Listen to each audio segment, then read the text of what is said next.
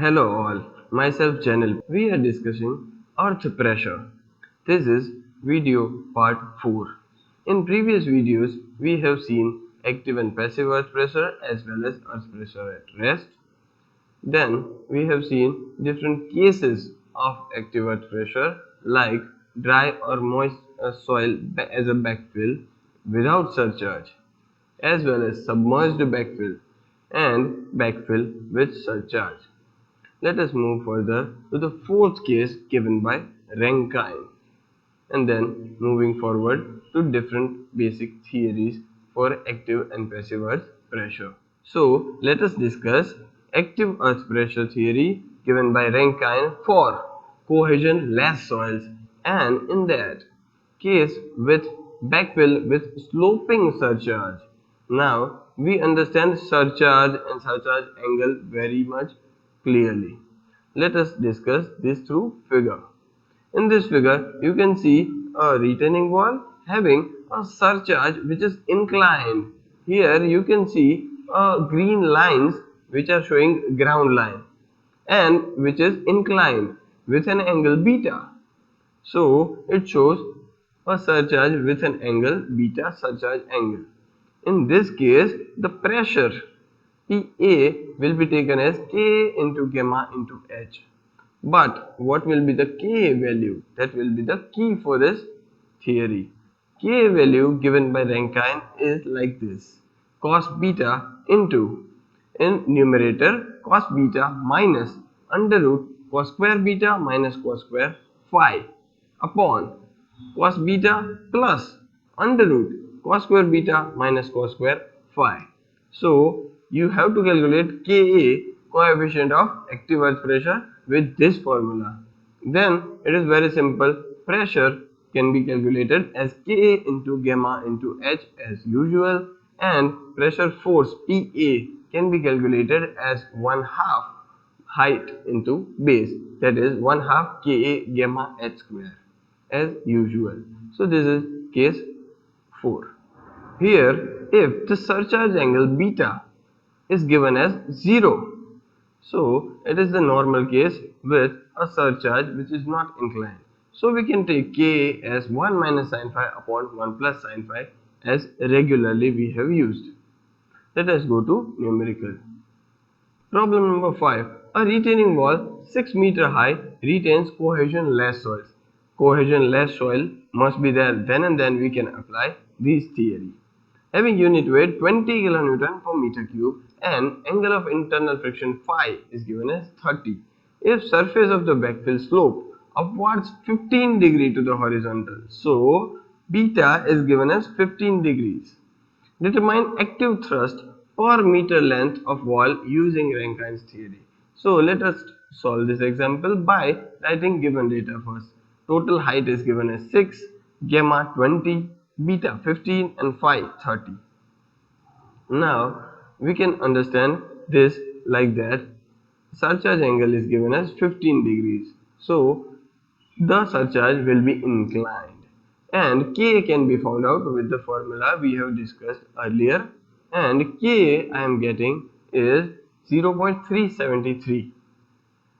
In this case, if I got K right, then everything will be easier. So PA, pressure force, active earth pressure force, will be 1/2 Ka gamma into H square.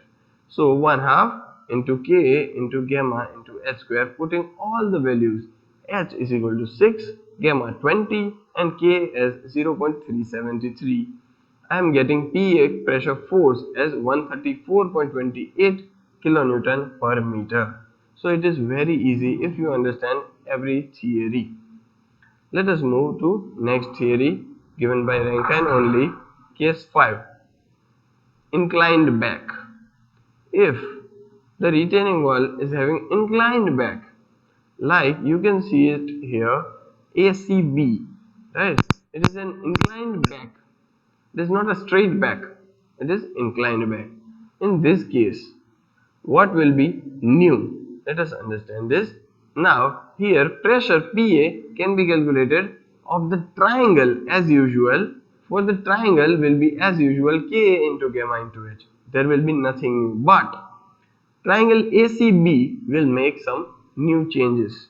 So for that we have to calculate weight, or we have to get weight of triangle ACB. You can see it in the figure.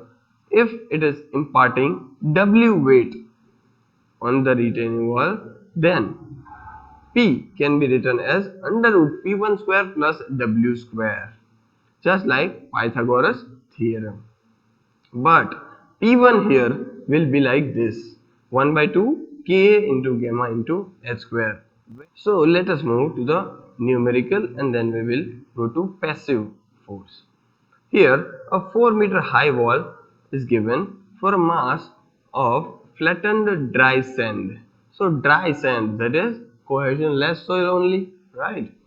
The dry sand's unit weight is given as 18.3 kN per meter cube and internal angle of friction phi is given as 36 degree.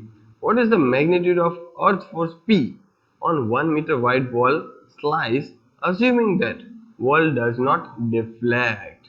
So if the wall does not deflect, it is the case of earth pressure at rest.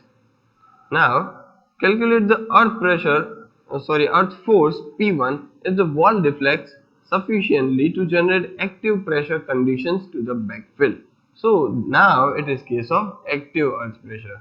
Assume that the back face of the wall is frictionless. So it is smooth as assumed in the theory. Now let us write given data. H is given as 4 meter, phi 36 and gamma 18.3 kilonewton per meter cube. Now we have to calculate this problem by dividing into two types. First, earth pressure at rest, and second, active earth pressure. Let us write them.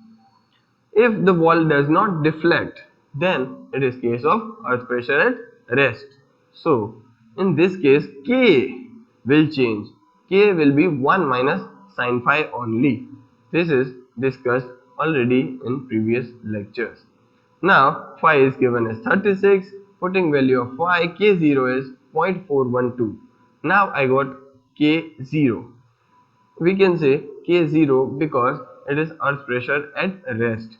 Now P0 is equal to K0 into gamma into H. Gamma I have that, H I am given. So putting pressure P0 as 30.15 kilonewton per meter square. Now if I want to convert this into pressure force, earth pressure at rest, now taking it as a earth pressure force, then we have to multiply it with 1/2 base into height, and base will be our pressure and height is given already as 4 meter. So P0 pressure force will be 1/2 30.15 into 4, that will be 60.30 kilonewton per meter. Now it will act at where? It will act at 1/3 of height of the triangle, as we can call it CG of the triangle. So 1.33 meter above base it will act. Now in the second question, in the same problem, it is told that find out for active earth force what will be the distribution of pressure and active earth thrust. Case of active pressure. Here Ka will be 1 minus sin phi upon 1 plus sin phi, where phi is given as 36 degrees. So Ka value comes out as 0.259. Now if I am getting Ka right, then it will be easier, as Pa will be Ka into gamma into H and Pa force will be triangle area. Let us find out K as 0.259, gamma as 18.3, H is given as 4 meter, and Pa will be 18.95 kilonewton per meter square. Now I got pressure. I want to find out pressure force. So area of the triangle will be 1/2 base into height. 1/2 base will be pressure. So I am taking 1/2 into 18.95 into height is 4 meter.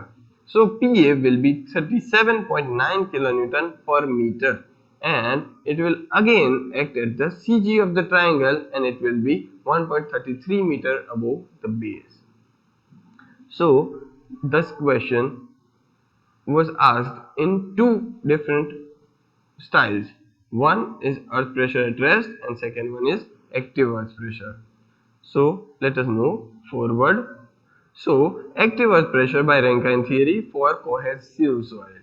In this case, we have to assume a retaining wall and some different type of pressure diagram. For this pressure diagram, how it will come, how it is evaluated, let us understand this. Here, from shear strength and stress distribution, we got this sigma 1 is equal to sigma 3 tan square alpha plus 2c tan alpha. Here, sigma 1 and sigma 3 are major and minor principal stresses. We know it very well.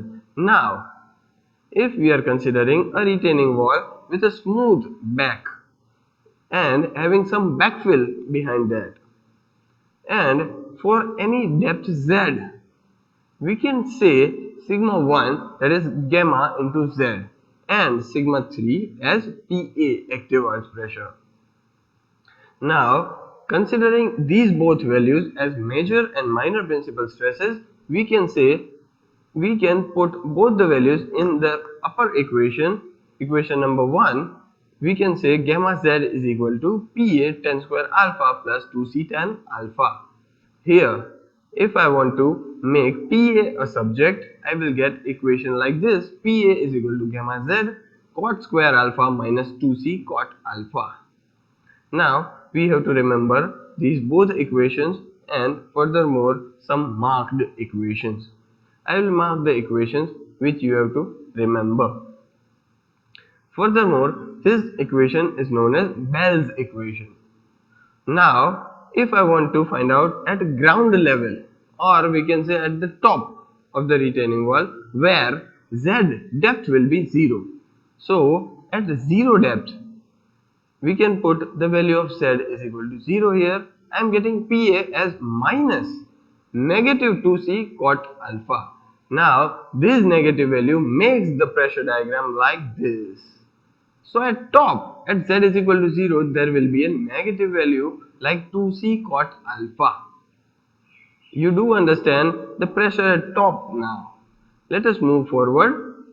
For here, we have marked both these equations. Now, I am putting PA as 0 because I want to find out depth of tension crack. Because in same pressure diagram, if the retaining wall is feeling negative as well as positive values of the pressure, then it will break in between both of them. As you have learned in mechanics of solids, the point of contraflexure, it will behave like point of contraflexure and it will have some tension crack. Here, if I am putting PA is equal to 0 and I want to find out the point where PA will be 0. So, putting PA 0 in this equation, it will be like this, and gamma z is equal to 2c cot alpha upon cot square alpha, where if I want to find out the z depth, at which depth PA will be 0, then it will be 2c upon gamma cot square alpha, and we can say 2c z is equal to z0 is equal to 2c by gamma into tan alpha, because 1 upon cot square alpha can be written as tan alpha. Again, we have to remember this formula too. This is showing depth of tension crack. If you are asked to find out depth of tension crack, you can apply this formula directly. And if I want to find out critical height, HC, up to where I can go without any disturbance, so HC will be 2 times Z0, 2 times of depth of tension crack. So, HC will be 2 into Z0 as 4C upon gamma tan alpha. So, this height is known as critical height of the retaining wall. After that, there will be cracks. Total pressure is given by PA is equal to gamma H cot square alpha minus 2C cot alpha, as we have seen previously. But net pressure can be given as gamma H cot square alpha. You have to remember this formula also. Now, if the backfill is with surcharge, in the case of cohesive soil, if the backfill is with surcharge, then I will calculate it as PA is equal to gamma Z cot square alpha minus 2C cot alpha plus we have to add backfill, and it will be K into Q or Q into cot square alpha. We will take Q into cot square alpha. At Z0 is equal to 0, I will get PA value as Q cot square alpha minus 2C cot alpha. Now, if the at Z0 PA will be also 0, then it can be given as Z0 is equal to 2C by gamma tan alpha minus Q upon gamma. So we have to remember these 5 formulas for cohesive soil and active earth pressure. Let us go to some numerical. An unsupported excavation is to be made in a clay layer. If gamma is equal to 18 kN per meter cube, C is equal to given as 30 kN per meter square, phi as 10. Calculate depth of tension crack, calculate maximum possible unsupported length, and draw active pressure distribution diagram. So we have to understand which is the case. Here C is equal to given something and phi is equal to given something. So it is a case of cohesive soil, and it is a case of active earth pressure because I am being told that find out active pressure distribution, right? So let us write given data gamma 20, C 30 and phi as 10.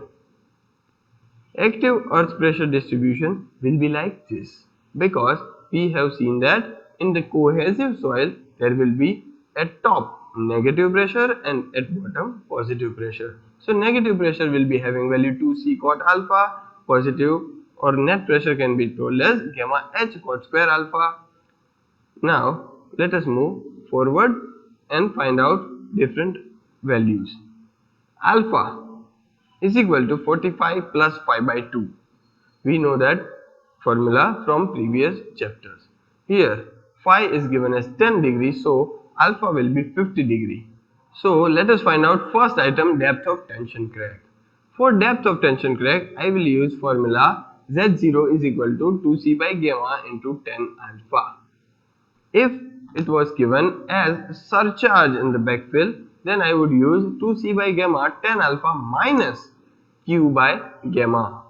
Now putting values of C as 30, gamma as 18 and alpha as 50, I am getting Z0 as 3.973 meter.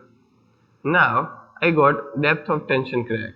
Let us find out second item, maximum possible unsupported length. So it is indirectly told to find out HC or critical height.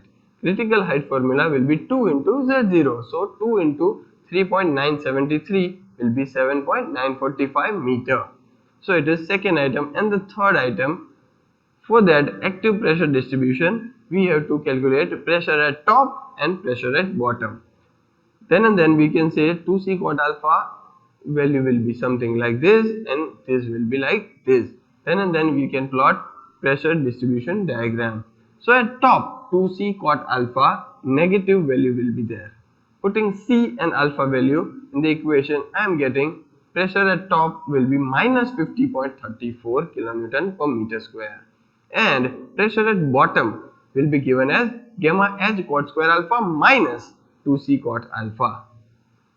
So putting value gamma H alpha and C, I am getting pressure at bottom 50.34 kN per meter square.